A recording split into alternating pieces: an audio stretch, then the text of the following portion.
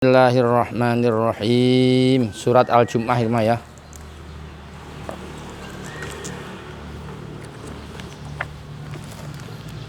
Yusabbihu lillahi ma fis samawati wa ma fil ardi.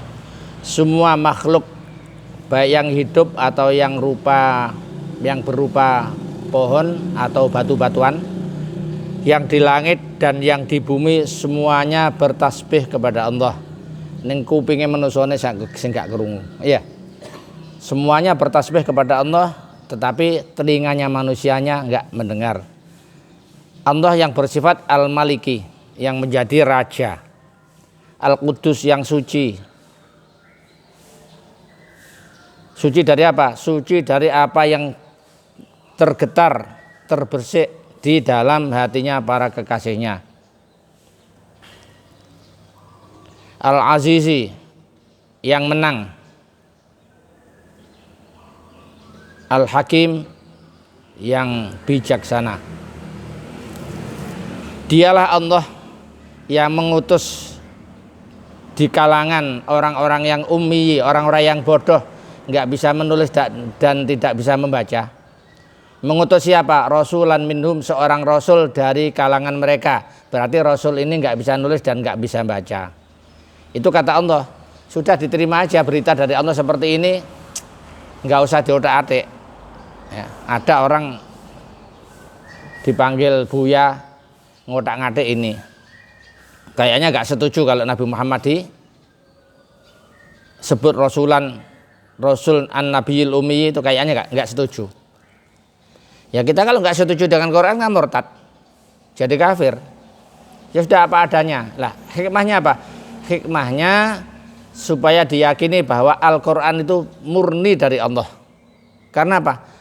Karena Nabi Muhammad yang menerima wahyu, orangnya nggak bisa baca, nggak bisa nulis. Jadi nggak mungkin ada tuduhan atau nggak mungkin bisa dibenarkan tuduhannya orang-orang yang menuduh bahwa Muhammad itu berguru ya, kepada orang-orang yang sebelumnya, kepada orang alim yang sebelumnya, kepada siapapun ya sebelum Nabi Muhammad. Jadi hikmahnya di situ. Ya.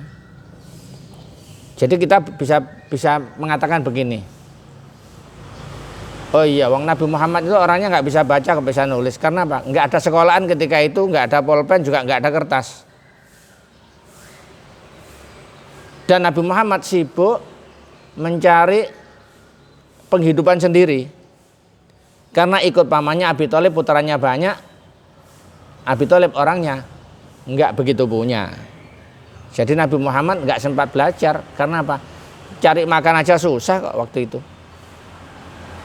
Kok bisa dapat Quran 10 juz, 30 juz? Kok bisa menyampaikan Al-Quran 30 juz? Oh, kalau begitu Al-Quran ini nggak mungkin dari karangan Muhammad sendiri, tetapi benar-benar dari wahyunya Allah Subhanahu wa Ta'ala. Itu bagi orang yang mukmin seharusnya seperti itu. Nggak usah ngotak-ngatik.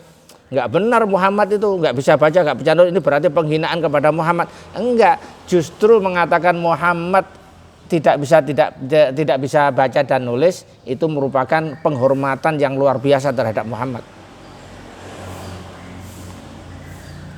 Karena apa? Karena kita menganggap seperti itu tuntunan dari Allah, bukan karangan kita sendiri, bukan tebak-tebakan kita sendiri. Ya. Apa tugasnya Muhammad? Nggak bisa baca, nggak bisa nulis. Tugasnya Muhammad menirukan apa yang telah diajarkan oleh Jibril. Makanya di sini dibaca yatlu alaihim ayatihi. Tugasnya Muhammad membacakan ayat-ayat Allah kepada orang-orang yang bodoh tadi itu. Wa yuzakkihim, dan membersihkan orang-orang yang bodoh-bodoh itu dari perbuatan-perbuatan yang tidak benar seperti syirik dan ucapan-ucapan yang tidak benar seperti bohong dan mengumpat orang lain atau membicarakan kejelekan orang lain. Wa yu'allimuhumul kitab, dan Muhammad mengajarkan pada mereka yaitu ayat-ayat Al-Qur'an. Wal hikmata, dan cara-cara berpegang teguh dengan Al-Qur'an. Wa in kanu, sesungguhnya orang-orang yang bodoh-bodoh itu atau kaum yang bodoh-bodoh mingko belum sebelum diajari Muhammad lafi dhalalim mubin, yaitu jelas-jelas dalam kesesatan. Nah, berarti begini, kalau dihubungkan dengan Allah tidak akan mengampuni dosanya orang-orang syirik. Itu kalau sampai kebawa mati. Kalau sebelum mati tobat, seperti orang-orang yang diajari Muhammad ini semuanya kan orang-orang syirik, orang musyrik, ya. Tapi diajari oleh Nabi Muhammad, kemudian tobat, musyriknya ditinggalkan, memeluk agama Islam dengan asyhadu an la ilaha illallah wa asyhadu anna muhammadar rasulullah. Dosa yang dilakukan sekian puluh tahun semuanya habis dihapus oleh Allah karena masuk Islam. Berarti orang yang musyrik itu tidak diampuni dosanya kalau sampai kebawa mati.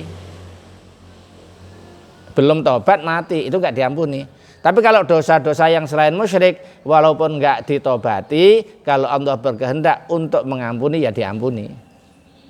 Walaupun sampai kebawa mati.